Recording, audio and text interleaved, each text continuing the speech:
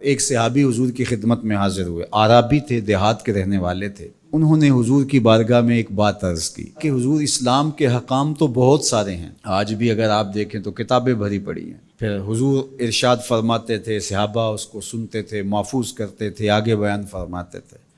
ان کا بہت سارے احکام ہیں اسلام کے، میں ایک دیہاتی شخص ہوں، مجھے کوئی ایک بات ارشاد کر دیجئے جو میرے لیے کافی ہو۔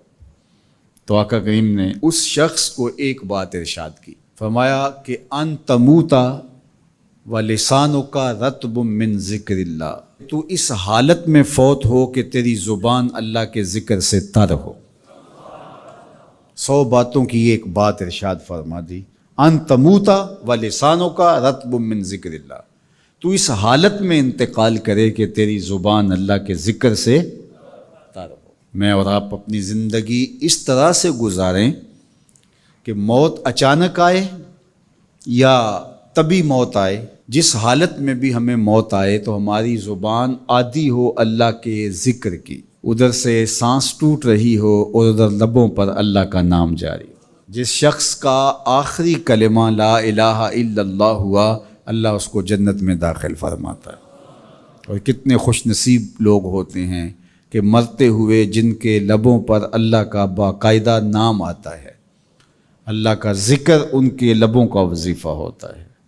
اور کچھ لوگ ان کو تلقین بھی کریں تو زبان پہ اللہ کا نام نہیں آ پاتا۔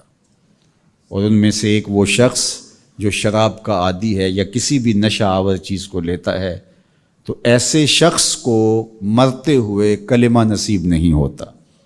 جو اس کو دنیا کے اوپر سزائیں دی جاتی ہیں، ان سزاؤں میں سے ایک سزا یہ ہے کہ مرتے ہوئے اس کے لبوں پہ کلمہ نہیں آتا۔ اور علماء نے یہ بھی لکھا ہے کہ جو بے نماز ہے، نماز نہیں پڑھتا، مرتے ہوئے اس کے لبوں پہ بھی کلمہ جاری نہیں ہوتا۔ اللہ اکبر۔ تو ایک جامع بات ارشاد کر دی کہ ان تموتا ولسانک رطب من ذکر اللہ، تو اس حالت میں فوت ہو کہ تیری زبان اللہ کے ذکر سے تر ہو۔ قرآن مجید میں ہمیں اللہ تعالیٰ نے یہ بھی حکم دیا ہے کہ مجھے یاد کرو، اور یہ بھی حکم دیا ہے کہ مجھے فراموش نہ کرو۔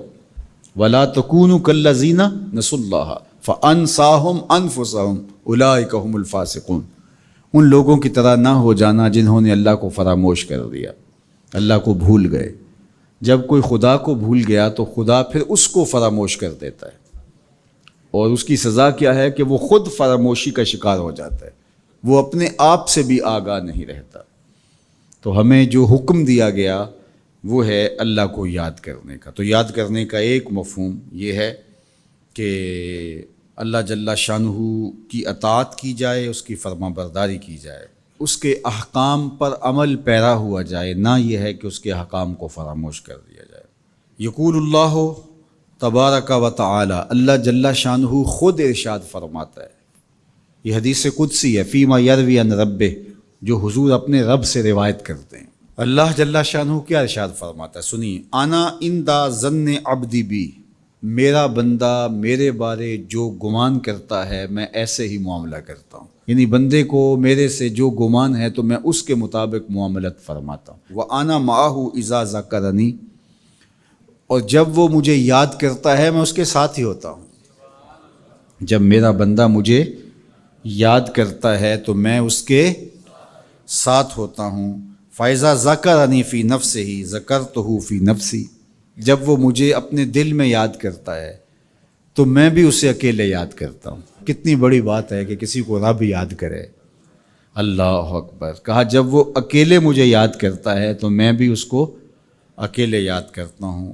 وَإِن ذَكَرَنِي فِي مَلَئٍ ذَكَرْتُهُ فِي مَلَئٍ خَيْرٍ مِّنْهُمْ، اگر وہ مجھے مجمع میں یاد کرتا ہے، لوگوں کے ہجوم میں یاد کرتا ہے، تو میں بھی اسے مجمع میں یاد کرتا ہوں جو اس مجمع سے بہتر ہے، اس اجتماع سے بہتر ہے۔ یہاں نیک بد گناہ گار سارے طرح کے لوگ ہیں، لیکن میں فرشتوں کے اجتماع میں یاد کرتا ہوں۔ اللہ اکبر۔ کیا منظر ہوتا ہوگا کہ جب اللہ فرشتوں میں کسی بندے کو یاد فرما رہا ہو، اللہ اکبر۔ اور ایک حدیث میں جو ہے وہ اس کے پھر آگے لفظ جو ہے یہ ہے، میرا بندہ میری طرف اگر ایک بالشت چل کے آتا ہے تو میں ایک ذرا آتا ہوں، اور میرا بندہ میری طرف اگر 1 قدم آتا ہے 70 قدم آتا ہوں، اور اگر میرا بندہ میری طرف چل کر آتا ہے اتیتہ ہرولہ، میری رحمتیں دوڑ کے استقبال کرتی۔ اللہ اکبر! تو کتنی کرم نوازی ہوتی ہے جو اس کو یاد کرتا ہے۔ تو یاد کا چراغ کبھی بھی بجھنا نہیں چاہیے۔